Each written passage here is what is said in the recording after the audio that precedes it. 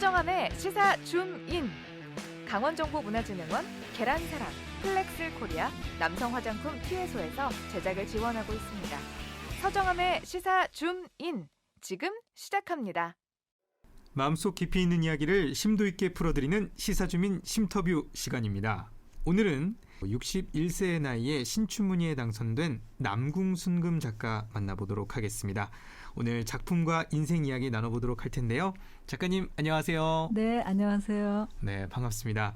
일단 가장 먼저 당선 축하드립니다. 네, 너무 축하드리고 요즘 바쁘시죠? 예, 나이 덕을 많이 보는 것 같아요. 왜 나이 덕을 많이 본다고 생각하시나요? 보통 신춘문예 당선자들이 나이가 빠르면 20대 초반, 네. 아니면 30대 말 40대 중반 정도에 대부분 당선이 되는 것 같아요. 네. 예외가 없는 건 아니지만 네. 저 같은 경우 이 말이 참 싫긴 하지만 현실이라서 환갑이 지나서 되다 보니까 예, 늦은 나이에 되었다라는 것 때문에 더 관심을 많이 받고 또 이야기가 되는 게 아닌가. 이제 좀 작가라는 직함이 좀 익숙해지셨나요? 어떠신가요? 글쎄요. 익숙해지기엔 아직 이르고 네. 낯설고 재밌고 뭐 좀 비현실적으로 느껴지기도 하고 예, 그렇습니다. 그렇군요. 네. 아까도 잠깐 얘기하셨지만 우리 이 환갑이 지난 나이에 당선이 되셨다고 하셨는데 일단은 이 바둑 두는 여자라는 작품으로 한국일보 신춘문예에 당선이 되셨어요. 네. 바둑 두는 여자 일단 제목 자체가 독특합니다. 네.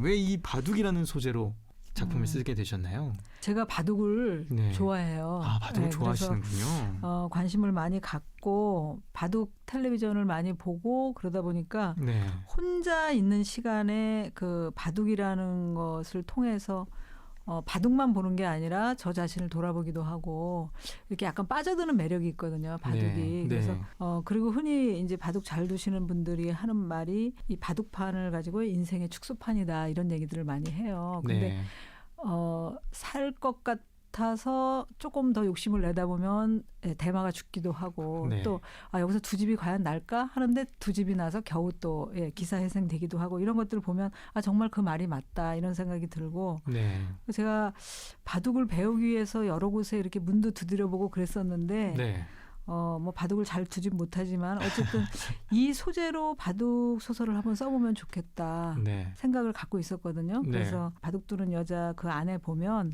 제 경험이 조금 녹아있기도 하고 그렇습니다. 그렇군요. 언제 구상하신 그러면 작품인가요? 이 작품은? 이게 구상한 지는 한 3, 4년 된 것 같아요. 3, 4년 정도. 원래는 그 자서전을 써드립니다라는 소설 하나랑 단편 하나랑 바둑 두는 여자 이게 다 다른 각각의 소설이었는데 바둑 두는 여자만 가지고는 약간 밋밋할 것 같아서 그 두 개를 결합을 시켜서 그 우교장을 통해서 바둑에 좀 깊이 있는 이야기를 좀 듣고 이 주인공 여자는 조금 우교장보다는 세대가 한참 아래지만은 그 바둑을 통해서 그분을 들여다보는 이런 연결고리를 가지면 이야기가 조금 풍부하지 않을까 싶어서 그렇게 엮어봤습니다. 그러셨군요. 저도 이 작품을 읽으면서 좀 궁금했던 것들이 좀 있는데 이 주인공인 이 기현에게 우교장은 이 혈연 관계도 아닌데 뭐 기원도 등록해주고 뭐 바둑도 배울 수 있게 해주고 하거든요. 작가님에게도 혹시 이런 존재가 있었던 게 아닌가 하는 생각을 좀 하게 됐는데. 질문이 참 좋으네요. 그래요? 있었나요 실제로?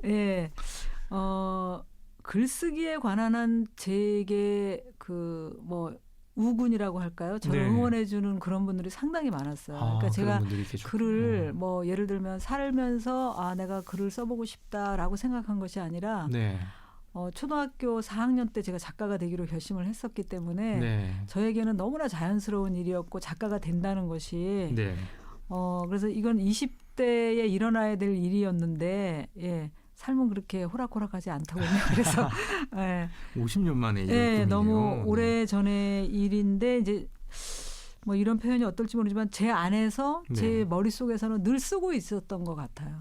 그래서 그동안에 고등학교 1학년 때 선생님께서도 저보고 좋은 글을 쓰려면 반드시 대학을 꼭 나와야 되는 것은 아니다. 책을 많이 읽고 사색하고 그런 시간을 네가 충분히 가질 수 있다면 그 선생님도 생각이 나고 그다음에 서울예대 다닐 때 최인훈 선생님. 네. 네. 몇 년 전에 돌아가셨는데 그 선생님도 저에게 큰 격려를 해주셨고요. 네. 그리고 가깝게는 남편이 글 쓰는 사람이다 보니까 네. 뭐 자랑 같지만 굉장히 성실한 작가예요. 그래서 남편의 그 작업하는 걸 보면서 나같이 게으르고 충동적이어서는 작품을 못 쓰겠다 이런 생각도 사실 어떤 면에서는 자극이 되기도 했고, 네, 서로 이렇게 힘도 되고, 그 다음에 이제 부모님 뭐 가족들이 저에게는 그 우교장 같은 분들이 아니었나. 네, 그분들의 격려, 그다음에 기다림, 그리고 제가 어떤 일을 하든지 간에 글 쓰는 것 못지않은 의미 있는 일이다라고 저를 응원해줬던 그런 많은 분들이 계셨죠. 그렇군요. 네. 한 분이 아니고 여러 명의 우교장님이 계셨던 게 아닌가 싶은데요. 네. 작품의 이제 어떤 점 때문에 좀 당선이 되었는지 우리 청취자 여러분들께 좀 얘기를 해주시면 좋겠는데, 뭐 이게 사실은 좀 본인 입으로 말하기 좀 조금 그냥 민망하기도 하실 텐데. 그러니까 이제 지금 그 심사위원 선생님들이나 아니면 주변에서 기존의 작가들 또 이제 뭐 이 소설을 좋아하는 분들의 이야기를 제가 조금 대변을 하자면, 지금 이제 우리가 3년째 코로나 시대를 살아가고 있잖아요. 그리고 맞습니다. 이제 1인 가구가 4인 가구를 넘어선 지 오래됐고, 그러니까 전부 다 어떻게 보면 내 문제, 나 하나 살기 바쁘고 이런 세상에 우리가 살고 있는데, 내가 제일 아프고 힘들다라고 말하는 사람들이 많은데, 그 중에서 타인의 어떤 아픔, 타인의 어떤 그 뭔가 내면에 공감해서 이렇게 들여다보고 소통한다라는 그런 것들이 좀 높이 사지 않았나, 그런 점들이 좋고, 작품 속에서 어떤 안정감, 연륜 이런 것들이 많이 드러난다고 해요. 그러니까 그거는 어쩔 수 없이 제가 살아온 그 시간만큼이 거기 녹아 있는 게 아닌가, 그런 생각도 들고요. 그래서 아마 바둑이라는 소재가 또 약간 신선하게 작용한 것도 있는 것 같고요. 그러니까 바둑이 흑과 백이 한 수 두면서 이렇게 서로 뭔가가 진행이 되는 거잖아요. 그런 것처럼 우구장과 이 기현이라는 여성 사이에서 그렇게 주고받는 어떤 그 관계가, 결국 우리가 가장 중요한 것은 인간 관계잖아요. 그래서 그런 것들을 얘기해 주는 것이 장점으로 보여줘서 뭐 운 좋게 당선되지 않았나, 그렇게 생각합니다. 이게 또 사실 또 다른 사람을 이렇게 돌아볼 수 있는 그런 어떤, 사실 저는 그 처음에 그 이제 그 최정 기사를 만나잖아요. 그때 마음을 담아 당신의 삶을 응원한다는 말이 이렇게 어렵고 낯선 일이었다니. 참 저는 딱 그 부분을 보면서 딱 정말 그렇구나. 정말 나밖에 요즘엔 모르는 세상인데, 약간 그런 의도가 좀 담겨 있는 문구였죠? 문장이었죠? 그러니까 어떤 분이 바로 그 지금 읽어주신 그 부분을 가지고 이게 아마 이 소설의 핵심이 아닐까, 그렇게 생각한다. 이러면서 저한테 그 보내주신 분이 있었어요. 그래요? 그분도 똑같은 생각을 하셨나 봐요. 그래서 그런 부분이 뭔가 가슴을 짠하게 만들고, 우리가 이렇게 살아야 되는데 이러지 못하고 있는 게 아닌가, 그런 생각이 들었다고 얘기를 했어요. 그렇군요. 이 혹시 지금 이 소설을 좀 보실 수 있죠? 인터넷에서 이렇게. 그렇죠. 그러니까 한 번씩 다 보시는 것도 좋을 것 같아요. 방송을 들으시는 분들도 당선작 이렇게 검색하시면 보실 수 있으니까 보시면서 또 인터뷰 들어주시면 좋을 것 같고, 제가 아까 좀 찾아봤는데 관련 전공도 하셨어요. 이 글 전공하셨고, 젊은 시절부터 좀 창작에 좀 재능도 있으셨다고 하셨는데, 이렇게 조금 늦게 이렇게 되시게 된 이유가 있을까요? 뭐 소박하게 말씀드리면 제가 게으른 탓이겠죠. 게으른 탓도 있을 것이고, 근데 이제 그 30에 결혼을 했어요. 30에 결혼을 해서 31의 아이를 낳고, 그 아이 키우는 일이 저는 굉장히 두렵더라고요. 그러니까 그러니까 단순히 한 여성이 아이를 낳았기 때문에 뭐 젖 먹이고 씻기고 재우고 뭐 이렇게 키우는 거다라기보다는 그건 일상에서 누구나 다 하는 일인데, 저는 뭔가 이게 의식적으로 내가 불완전하고 뭔가 갖춰지지 덜 된 인간이 결혼을 했다는 이유만으로 아이를 낳아서 이 아이를 내가 온전히 책임지고 키울 수 있을까라는 무게감이 굉장히 컸어요. 그래서 뭔가 좀 이렇게 짓눌렸다고 할까? 근데 아기는 더디게 자라고 굉장히 작은 존재잖아요. 그래서 겁이 났어요. 막 겁이 나서 그 아이를 낳고 제가 굉장히 힘들었던 것 같아요. 그러니까 현실적으로도 힘들고 정신적으로도 힘들고, 이걸 뭐 사회적 그 용어로 얘기하면 산후 우울증 같은 그런 것이라고 볼 수도 있겠는데, 그러다가 아이가 초등학교 들어가기 전서부터 뭐 서울에서 이제 일로 이동을 해서 춘천으로 내려와서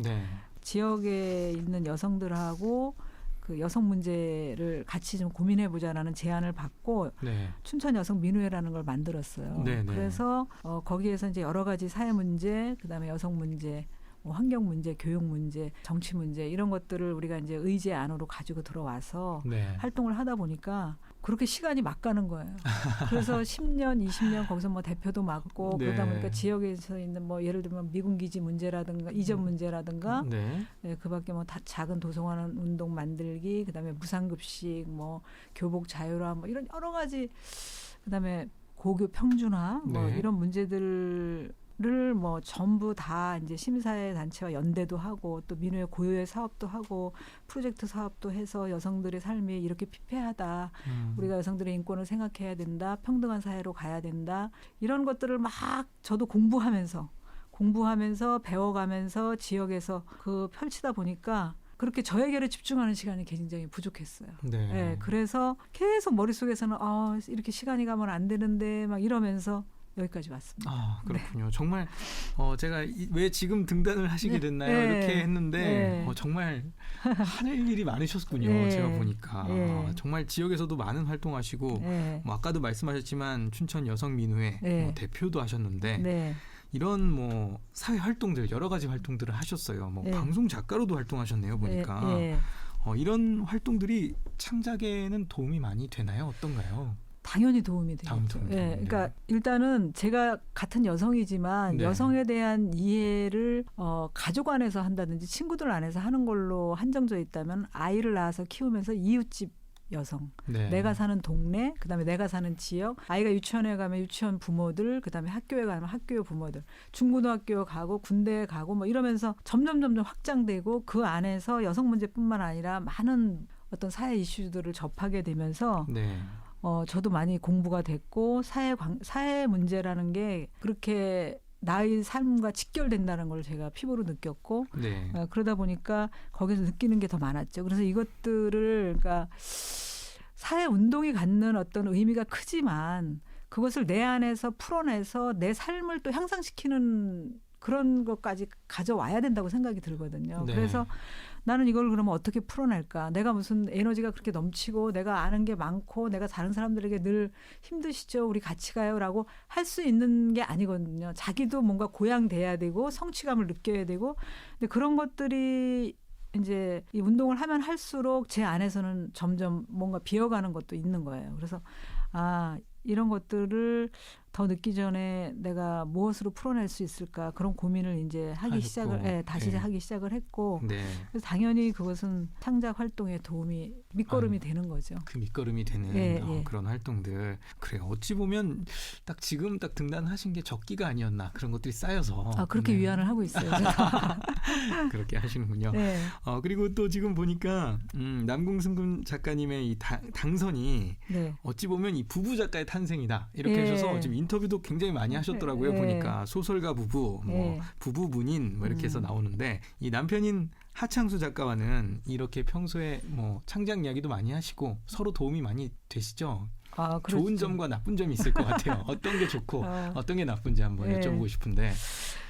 그래서 뭐 나쁘다라고까지 표현하기는 좀 어떨까 모르겠는데 조금 아쉬운 건 있어요. 그러니까 부부다 보니까 같이 경험하는 문제들이 있잖아요. 네, 근데 그것을 제가 이제 말하자면 주가 된 경험인데 자기가 그걸 소설에다가 살짝 갖다서 써먹는다든지 그래서 소재의 어떤 소유권이 모호하다. 그리고 이제 거기다 이제 저를 왜곡해서 집어넣는 그래서 그거를 제가 불만하는 경우가 좀 있고요. 그다음에 이제 뭐 좋은 점이라면은 무한 이야기가 가능하다는 거예요. 그럴 것 같아요. 그러니까 서로가 진짜 뭐 집에서 살림하면서 뭐 투닥거리면서 뭐 산책하면서 또는 같은 영화를 보고 혹은 이제 남편의 책이 나왔을 때 제가 굉장히 신랄하게 비판도 해주시고 신랄하게 비판하고 이 말미에 쓰다가 만 것 같은 건 당신의 게으름입니다. 이러면서 막 이제 해가지고 또 구박도 하고 뭐 굉장히 성실한 작가님이라고 아까 하셨는데 네, 성실한데 그런 부분이 보일 때는 제가 이제 막 화가 나요. 화가 나서 독자들이 눈치 못 채도 당신은 알 것이다. 막 이러면서 제가 막 그렇게 하고.